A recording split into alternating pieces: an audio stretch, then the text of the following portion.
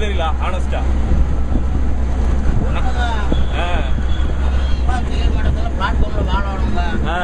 இது நாங்க ஹை லெவல்ல அரசாங்க செலவுல எல்லா செலவும் நடக்கிற மாதிரி இருக்கணுங்க. எங்க போனாலும் தின்னாலும் வேண்டாலும் குடிச்சாலும் எல்லாத்துக்குமே அரசாங்க செலவா இருக்கணும். நமக்கு வந்து இந்த செலவு வேலையை பத்தி கவலையே கிடையாது. சம்பாதிச்சு ஜோப்ல இருந்து எடுத்து வருவா முன்னர் பொருள் வாங்குறவங்க எல்லாத்துக்குமே பிரச்சனை தான். ஓசியில வாழ்றவனுக்கு பிரச்சனையே கிடையாது. அரசாங்க கார்ல போறான், அரசாங்க பங்களாவில குடியிருக்கிறான். என்னங்க எங்க போனாலும் வந்தாலும் எல்லாம் அரசாங்க செலவு பண்ணுது. அப்புறம் அவனுக்கு குழம்புக்குளம் அது இதுன்னு 2 கையும் வாங்குறான். அவனுக்கு இதை பத்தி கவலை கிடையாதுங்க. மனசுல ஒண்ணு நினைச்சா போதுங்க. நமக்கு 1000 பேர் வாங்கி கொடுக்கறதுக்கு ரெடியா இருக்கிறாங்க. என்னங்க உங்களுக்கு எனக்கும் அப்படியே இல்லைங்க. சம்பாரிச்சாதான் கொண்டு போய் அதை விலை கேட்டுதான் வாங்க முடியும். பழத்தை பிச்சு சாப்பிடறதுனால கூட எவ்வளவு பாடம் கேட்டுட்டு நம்ம எடுக்கிறோம். என்ன பண்றதுங்கண்ணா, காலையில இருந்து நைட்டு வரைக்கும் 10 ரூபாய்க்கு ரொம்ப யோசிக்க வேண்டியதா இருக்குது. யோசனைங்களா? 1 ரூபாய்க்கு யோசனை பண்ணணுங்க.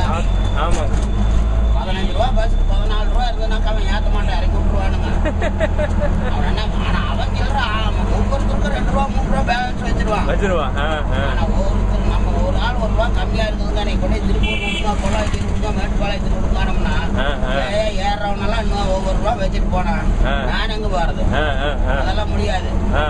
எல்லாம் இந்த இடத்துல இறங்கிக்கும். வெள்ளாக்கு மேலே நீ இறங்கிக்கும். அங்கிருந்து நடந்து போவாங்க. மனிதாபமானமா சரி 1 ரூபா தானே போட்டு நினைக்க மாட்டான். நம்ம சில்லறை இல்லாம 14 ரூபாய்க்கு 15 ரூபாய்க்கு கொடுத்து அந்த 1 ரூபாய் திருப்பி தரவே மாட்டான். அதெல்லாம் கணக்கு கிடையாது. நீ 14 ரூபாய் சில்லறையா கொடு, கை நிறைய சில்லறையை கொடுக்க மாட்டானு. அப்படிதானே 100 ரூபாய் 200 ரூபாய் சேர்க்க முடியும். ஆட்டோ டிரைவரா ஒரு பெரிய பிரச்சனை என்னங்கண்ணா, அதாவது ஒரு ஆட்டோ டிரைவரா உங்களுக்கு இருக்கிறதுலே பெரிய பிரச்சனை அப்படிங்கிறது என்னவா இருக்கும்? உங்களுக்குள்ள பிரச்சனை அப்படிங்கிறது மெயின் பிரச்சனை, அதாவது காசு விஷயத்துல எதுக்கு வந்து காசு ரொம்ப செலவாகுது? காசு வந்து அனாவசிய செலவு தான் அதிகமா இல்ல, அதிகமாகுது. அனாவசிய செலவுனா எப்படி? எந்தெந்த செலவு அனாவசிய செலவுனாங்க? பீடி சிகரெட்டு, அப்புறம் கொஞ்சம் தண்ணி வீசியவங்க தண்ணி. ஏன் அது இல்ல, நானும் பார்த்தேன். அதாவது ஒரு ஆட்டோ டிரைவர்னால முக்காவாசி பேர் நான் சொல்றது என்னன்னா, எப்படியோ ஒரு வகையில வந்து எப்படியோ பீடி தண்ணிக்கு உள்ள போயிடுறீங்க. அது ஏன் என்ன எதனால இதெல்லாமே சுதந்திர தொழில் மெயின் காரணம் தான். ஒரு காம்பவுண்டுக்குள்ளார ஒரு ஸ்தாபனத்துக்குள்ளார விடியால 8 மணிக்கு போய் 5 மணிக்கு கழிக்கிட்டு வந்தோம்னா இந்த மாதிரி பழக்கத்துக்கெல்லாம் நம்ம ஆளாக முடியாது. ஆள் ஆனோம்னா அவன் வச்சுக்கவும் மாட்டான், நம்ம துரத்திடுவானு. என்னங்க ஆனா இது சுதந்திர தொழில். வேண்டாம் உங்களுக்குள்ள இறக்கி விட்டு போட்டு அடிச்சுட்டு மரப்பணி போய் வேண்டாம் படுத்துக்கலாம். யாரு வேணும் நம்மளுக்கு கேட்க போறது? சம்பாதிக்கிறது தான் போகும். அதிகபட்சமா நம்மளுக்கு சம்பாதிக்கிறது தான் போகும். மற்றபடி தொழில் போக போறது இல்ல, எதுவும் ஆக போறது இல்ல, யாரும் கேட்க போறது இல்ல. இதுதான் காரணம். அதான் நம்ம வேலைக்கு போறதுக்கும் நம்மள இது சொந்த தொழில்.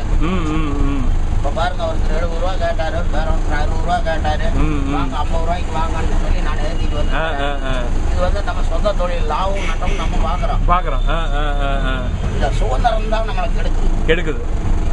ஆனா சுதந்திரம்னா இப்ப நீங்க வேற ஒரு தொழிலுக்கு போனா இவ்வளவு ஃப்ரீயா இருக்க முடியும், நிம்மதியா இருந்துட முடியுமா? முடியவே முடியாது. நிம்மதிங்கிற வேற ஒரு வகையில கிடைக்கும். இது ஒரு வகையிலான நிம்மதி, அது ஒரு வகையிலான நிம்மதி. என்னங்க நம்மளுக்கு நிம்மதி தான் இருக்குது. தொழிலுக்கு போனோம்னா நம்மளுடைய வாழ்க்கை தரத்துல ஒரு நிம்மதி இருக்கு.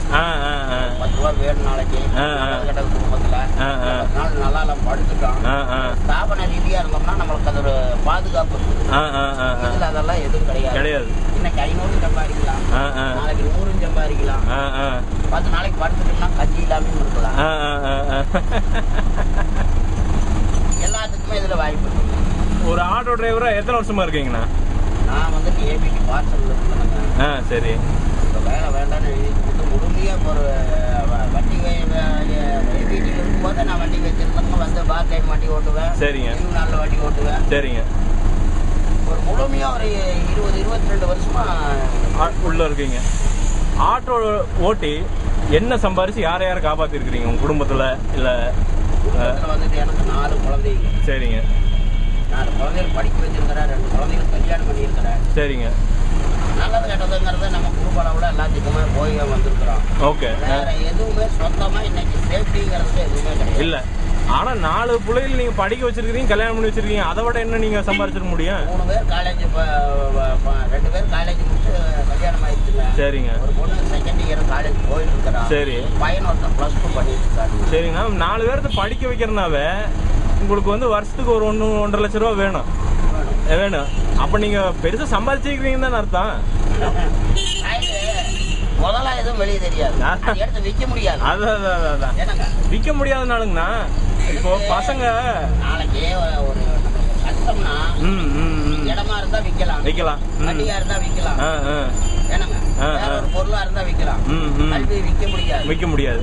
ஆனாலுமே அதனால அதுக்குன்னு இப்போ உங்க பையனை ஒரு டிகிரி பண்ணிருக்கணும் அப்படின்னா அதுக்குன்னு ஒரு மரியாதை இருக்குது தானே இருக்குது. அப்புறம் அதே மாதிரி அவங்க வந்து உங்களை மாதிரி கஷ்டப்படணும் அவசியம் இல்ல. நம்ம ஜெனரேஷனோட இதெல்லாம் போட்டு அடுத்த ஜெனரேஷன் நம்ம கொஞ்சம் கஷ்டப்பட்டாலும் சொல்றதெல்லாம் நம்ம வேலை வாக்க எப்பவுமே எதுலையுமே வெறித்தனமா இருங்க. படிக்கிறதுலயாகட்டும் வாழ்க்கையிலாகட்டும் எங்களை மாதிரி ஆயிராதீங்க. ஏன்னா உங்களை மாதிரி இல்ல, நீங்க மோசம் கிடையாது. மோசம் இல்லைங்க. பாருங்க, ஒரு பேங்க்கு போனோம்னா ஒரு செலான உங்களை மாதிரி ஆளுகிட்ட கொடுத்து நீ ஃபுல்லா பண்ணுங்க. என்னங்க வேற ஒரு பக்கம் போனாக்கா, ஒரு மொழி தெரியாத பக்கம் போனா ஒரு பிரச்சனை இருக்குது. ஒரு எழுத படிக்க ஒரு கவர்மெண்ட் ஆபீஸ் தான் போற ஒரு வேலையா இது ஃபுல்லா பண்ணி கொடுங்கன்னா நம்மளுக்கு தெரியாது. இதெல்லாம் வந்துட்டு மிகப்பெரிய ஒரு வர்ற ஜெனரேஷன்ல அதெல்லாம் முடியாதுங்க. அவசர காலம். ஆமாங்க. இப்ப நான் வந்துட்டு நம்ம பொண்ணுக்கு 2வது பொண்ணுக்கு வந்து அந்த போன பக்ரீத் அன்னைக்கு தீபாவளி முடிஞ்சு 7வது நாள் கல்யாணம் பண்ணி. சரிங்க. அவ இதுல கம்ப்யூட்டர் சயின்ஸ் நம்ம கவர்மெண்ட் ஆர்ட்ஸ் காலேஜில் தான் முடிச்சான். சரிங்க.